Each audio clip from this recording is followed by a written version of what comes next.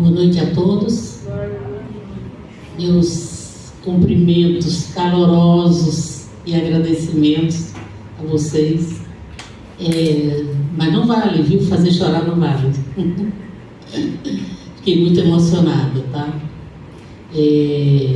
Quero inicialmente parabenizar o professor Manuel, a Poliana e toda a equipe e por essa iniciativa. Colocar a Baixada em foco sempre foi um sonho meu. Por isso, eu tenho quase todas as minhas obras, o foco delas é na Baixada e o povo da Baixada. E porque a Baixada do Maranhão, ela é uma região muito rica, como já foi falado aqui.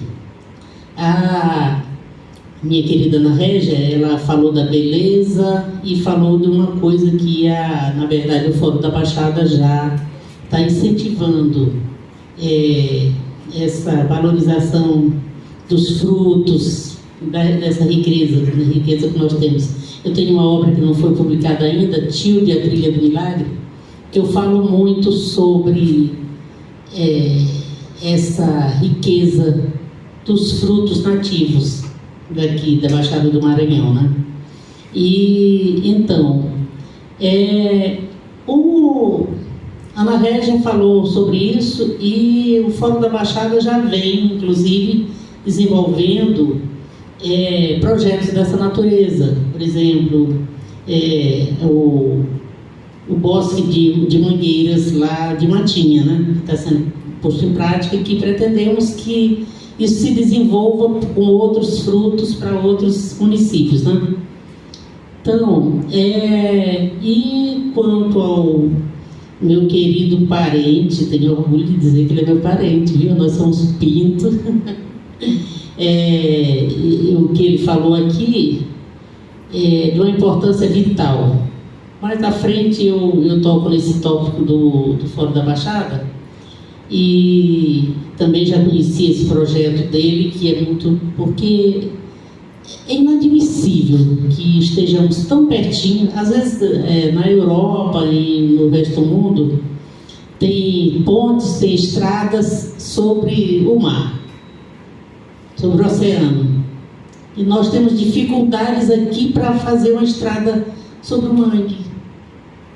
Inadmissível nos dias de hoje, né? Eu acho.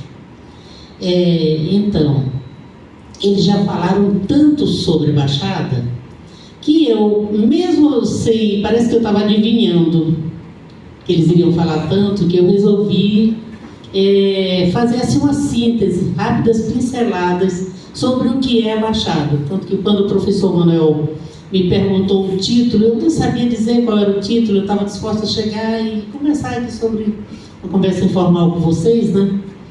Mas aí, já que ele queria um título, eu coloquei um olhar sobre a Baixada do Maranhão.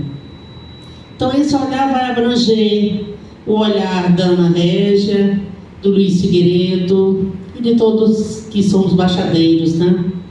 Que temos essa raiz maravilhosa que tanto nos orgulha, né? Então, a Baixada é isso, gente. É uma região muito rica em todos os sentidos.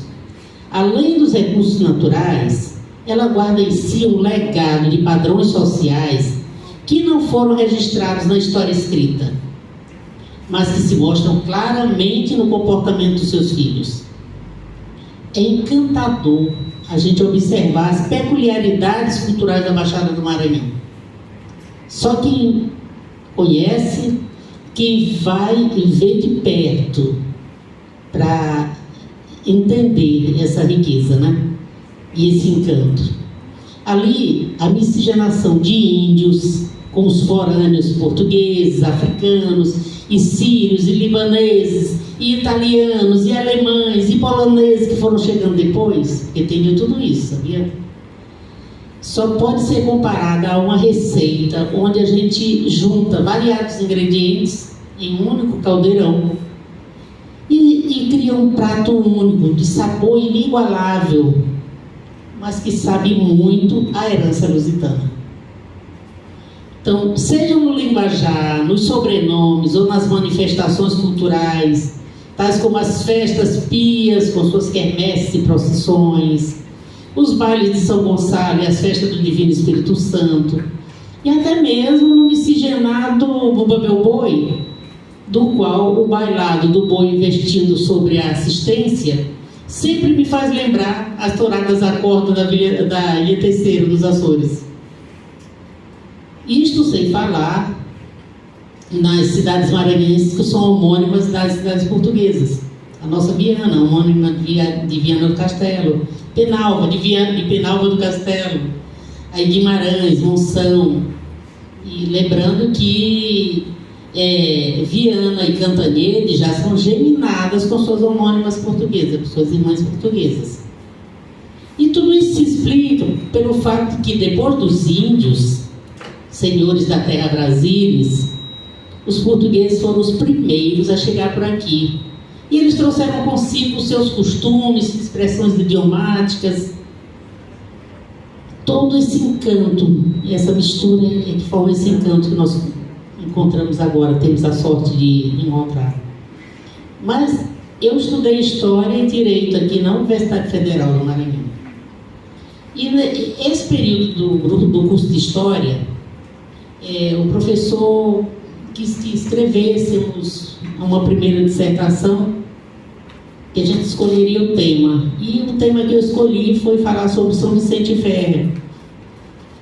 Só que, para minha surpresa, eu fui buscar fontes e praticamente não encontrava fontes escritas. Muito difícil. Na verdade, é uma garimpagem, você tem que garimpar realmente, porque você só vai encontrar fontes primárias, tá? Então, aí, com muita pesquisa, escrevi o primeiro livro, São Vicente Ferrer, História, Povo e Cultura, que o professor Manuel tem um exemplar, né? Porque a obra está... Não, pois é. Foram 1000 livros que esgotaram-se rapidinho. Então, mas teve um outro trabalho, além de outros, que me chamaram muita atenção sobre a imigração, porque era uma curiosidade que eu tinha.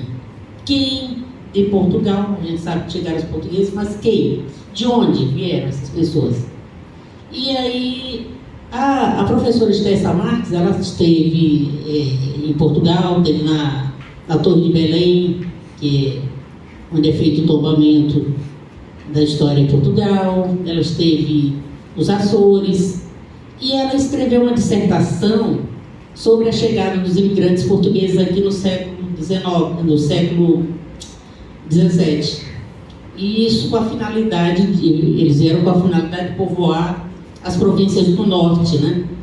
Então, a coroa portuguesa contratou proprietários de navios para arrebanhar portugueses nas aldeias do norte e nos Açores, com a finalidade de emigrar para o Brasil. E essa história tem aspectos verdadeiramente interessantes, porque, por exemplo, no leque de vantagens ofertadas, havia a possibilidade de arranjar-se maridos para as moças solteiras. Porque com o alistamento dos homens, dos jovens, para as grandes navegações, as possibilidades das jovens solteiras de escapar do celibato eram muito pequenas. E ficavam muitas solteironas. Então, uma das possibilidades que eles mostravam era chegar aqui no Brasil, ter um soldado dos fortes, arranja marido para as moças. Isso entre outras coisas. Nosso tempo é curto, não dá para entrar muito, porque esse assunto é tão rico que dava para a gente explorar bastante, né? O embarque dessas pessoas, desses imigrantes, teria se dado em Viana do Castelo e Angra do Heroísmo, principalmente. Daí que aqui, algumas comunidades, o pessoal fala muito, porque eu sou açoriano, porque não sei o quê, é a cultura açoriana. Gente, a cultura açoriana é a cultura do norte de Portugal. Porque em Portugal fica uma coisa bem distinta, a cultura do norte, o linguajar, do norte e do sul tem uma diferença muito grande. Dá para perceber tanto no aspecto linguístico como em outros aspectos culturais, né?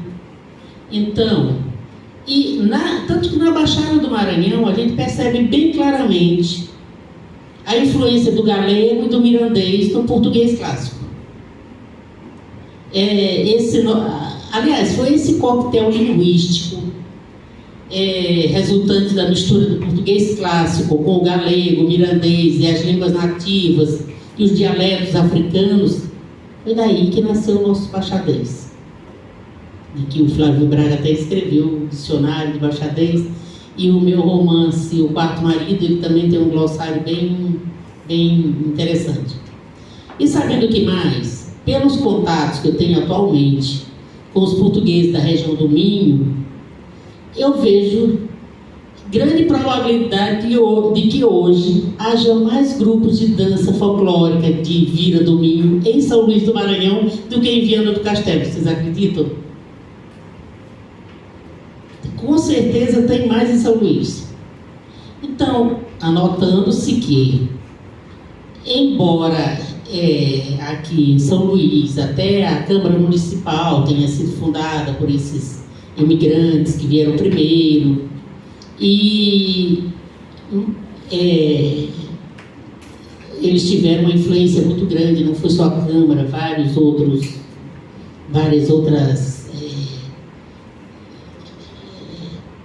secretarias, órgãos públicos foram fundados por eles, né?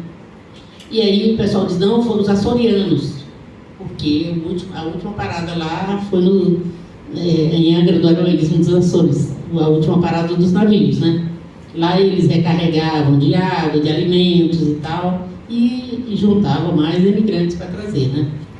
Então, mas a verdade que a gente tem que lembrar é que, como o primo Luiz aqui já falou, 70% mais ou menos da população de São Luís, quem não nasceu na Baixada é descendente de baixadeiro.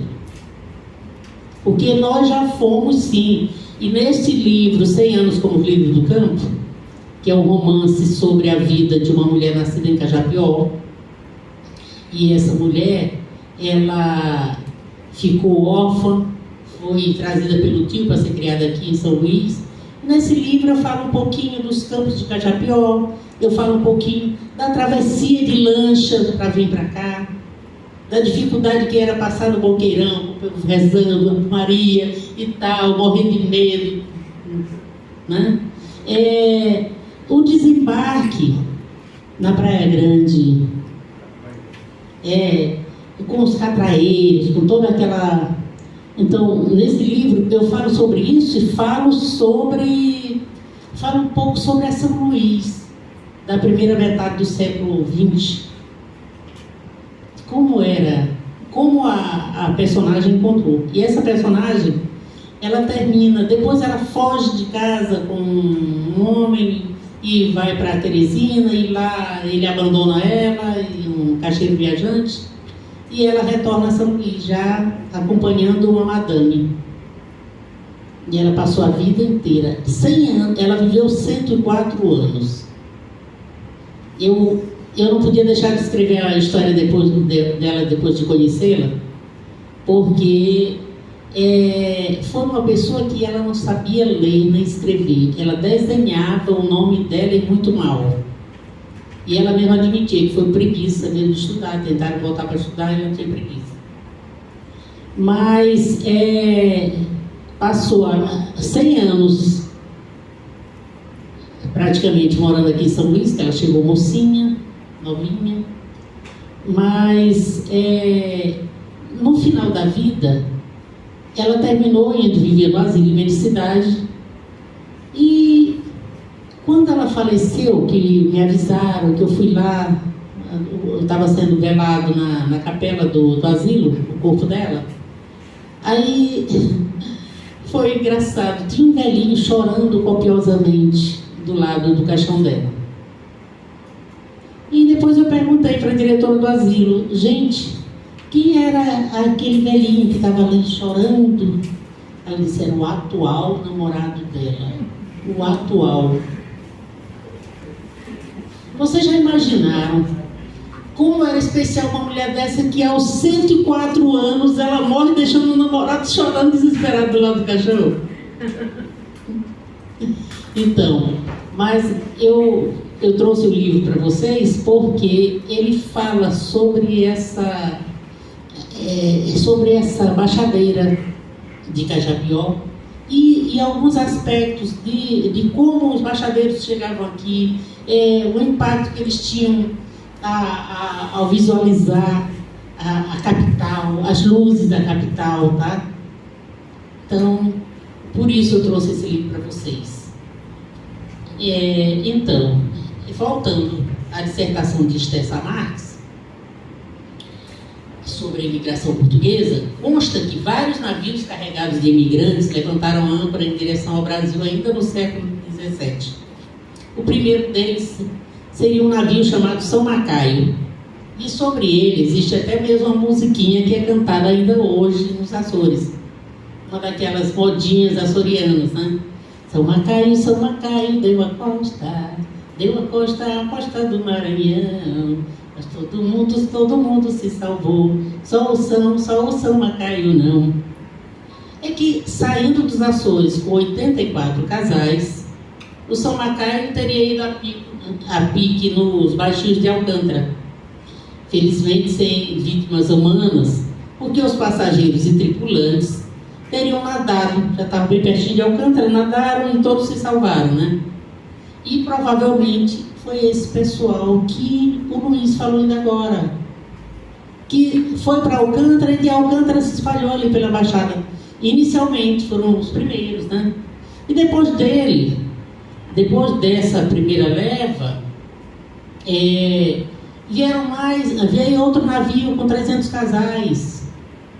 Esses 300 casais era para ficar 150 em São Luís, 150 seguir para Belém. Mas a viagem foi tão sofrida que eles pediram permissão para descer todos aqui, para dar uma voltinha, esticar as pernas, e se recusaram a seguir viagem. Nós não vamos, e aí o contratador quis brigar, e vocês têm que seguir, vocês ficaram acertados para seguir para Belém. Aí eles fizeram até um abaixo-assinado para o rei de Portugal para não ir para Belém, para não seguir, né? E assim, depois desse veio um com 150, depois vários outros navios. Ou seja, um mundão de gente. Porque se a gente considerar que um casal, eles citam um casal, 300 casais.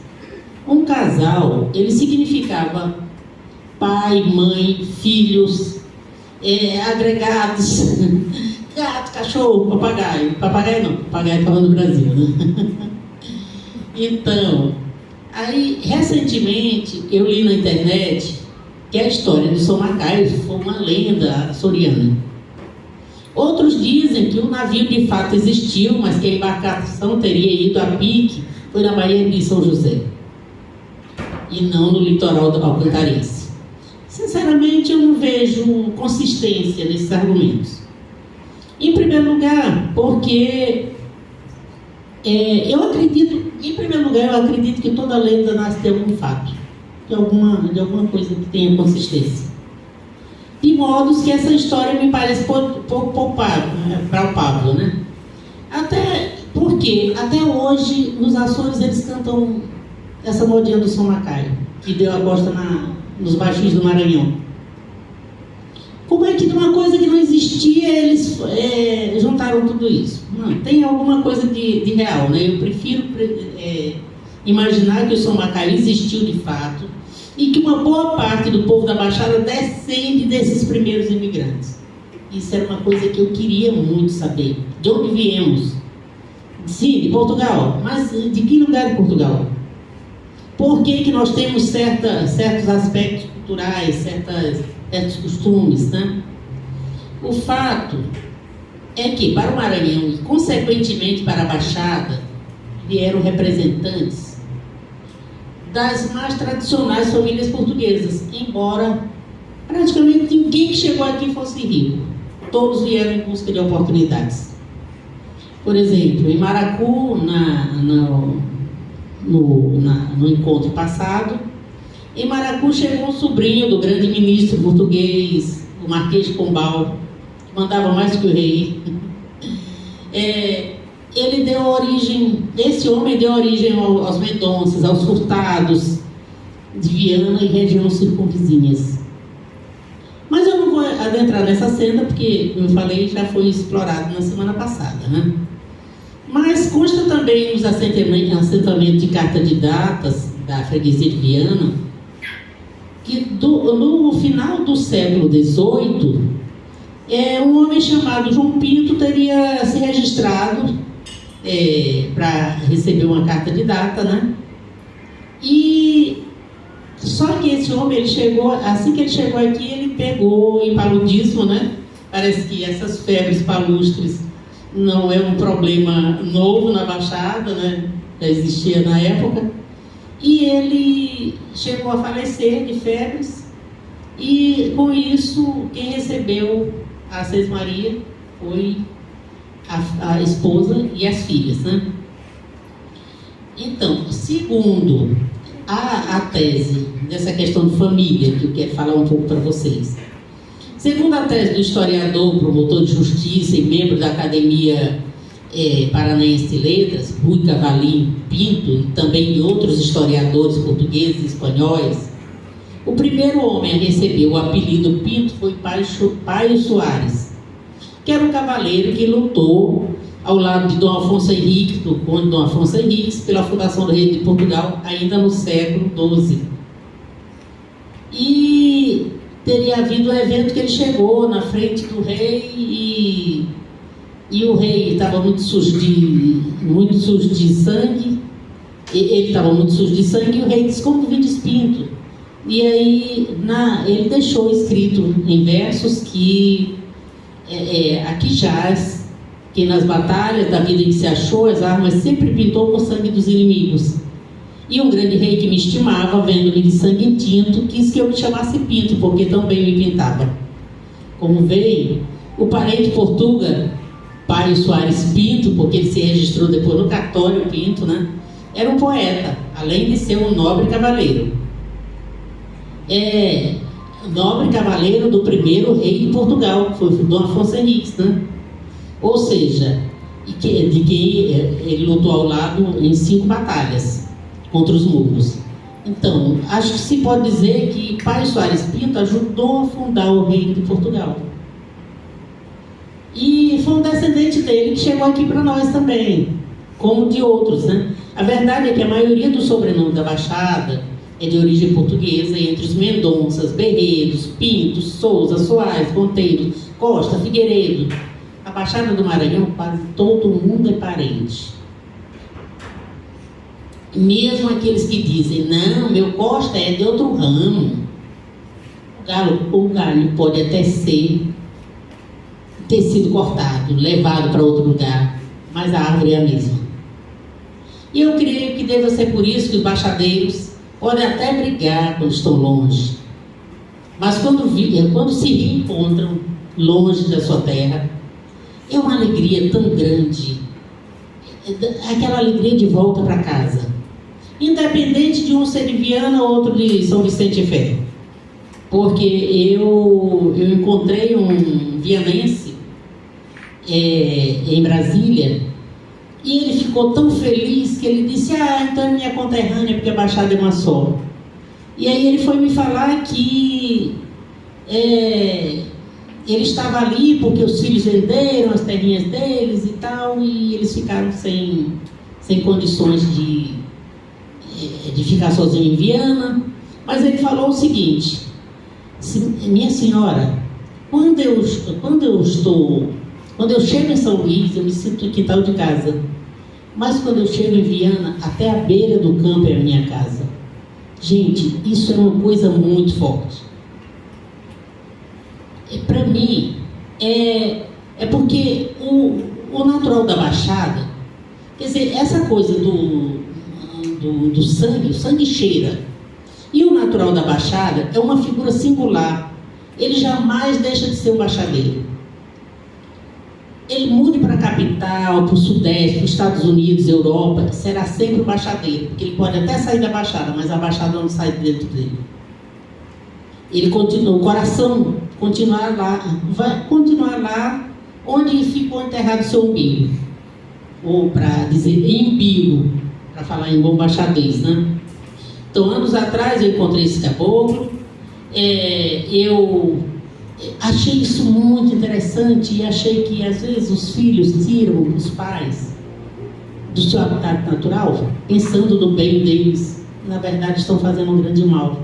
O sofrimento que a pessoa sente longe da terra termina até apressando talvez a morte dele, né? Então, eu quero dizer para vocês que as peculiaridades e a riqueza cultural da nossa região é muito grande. E por isso mesmo, o nosso povo é grandioso, é muito lindo. E por isso mesmo, a Baixada do Maranhão é muito mais do que um território. É um sentimento, é uma sensação de pertencimento. A cultura da Baixada é um conjunto de usanças diversificadas presentes nas manifestações folclóricas, das festas pias até o medo de visagem e assombrações. Dos usos culinários até o trabalho artesanal desenvolvido com fios e linhas nos fusos, teares e almofadas, ou nas folhas de babaçu e tucum em forma de cofos, abanos, mensapas. Como eu escrevi nos meus livros São Vicente Ferro, História, Povo e Cultura, e nestes Serões da Baixada que eu trouxe aqui para vocês também, a Baixada vivenciou um marasmo secular, pela omissão dos poderes públicos, pela acomodação do seu povo. Isto porque no período chuvoso, como o Luiz já falou, os campos e lagos transbordam e há fartura de pescado.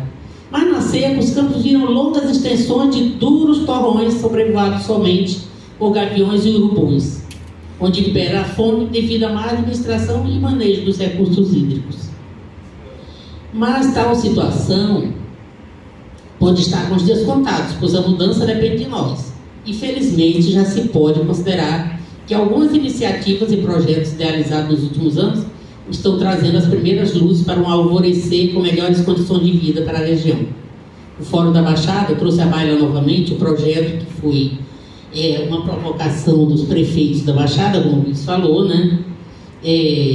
Para fazer o projeto dos diques da Baixada, que foi apresentado na Câmara Federal pelo deputado maranhense de Viana, Antônio Gaspar, nos anos 80. Esse projeto é o que se mostra de mais viável como solução para a administração dos recursos hídricos da nossa região. E com o advento da internet, o mesmo Fórum da Baixada vem promovendo uma integração entre os baixadeiros, trazendo à baila uma série de questões da problemática regional que agora podem ser discutidas em tempo real, facilitando o estudo das diversas situações para, de acordo com as singularidades e pontos de vista de cada comunidade, mostrar suas potencialidades e buscar soluções mais viáveis para cada um, de modo a melhorar o dia a dia dos baixadeiros. Com essa nova concepção de trabalho para o reconhecimento do potencial atípico de cada localidade, alguns baixadeiros já estão tomando iniciativas visando efetivamente a exploração dos seus territórios de acordo com as singularidades e a capacidade de cada um. E assim é que algumas comunidades já estão aproveitando os recursos hídricos e a vocação agropecuária da região para desenvolver projetos nas áreas de piscicultura, agricultura e pecuária, e buscando inserir os seus produtos no mercado local e até mesmo no mercado externo, como é o caso da cooperativa de piscicultores de Itães, né, de Matinha, que está levando adiante o nosso produto. É isso que todo mundo tem que fazer. O saudoso vicentino Gregório Sodré, pai da juíza Ana Lucrécia, chamava São Vicente Ferro de Terra Santa, ou Principado, uma sátira ao caso da Câmara Municipal de São Vicente, que pretendeu legislar sobre trânsito, que é competência do governo federal. Eu chamo toda a região de Municípios Unidos da Baixada do Maranhão. E peço a Deus que essa união Que a união desses povos irmãos seja o anúncio de um novo tempo para a nossa terra e para a nossa gente, possibilitando que a Baixada possa, enfim, despertar da sonolência para uma noite secular para entrever as luzes de um alvorecer que traga progresso e melhores condições de vida para todos. Então eu só tenho a parabenizar o professor Manuel e a equipe por essa iniciativa e dizer que expedições ecoturísticas, como essa que aconteceu já agora na semana passada, na semana atrasada, projetos como esse de Matinha,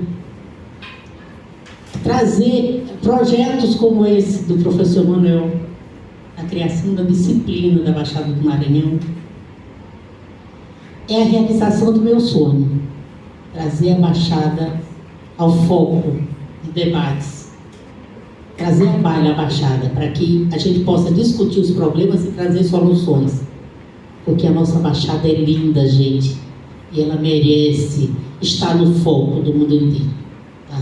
Ela merece que todo mundo reconheça a sua beleza e o seu potencial. Um grande abraço para todos, muito obrigada, e muito obrigada mais uma vez pela surpresa que muito me emocionou, eu não esperava. Obrigada.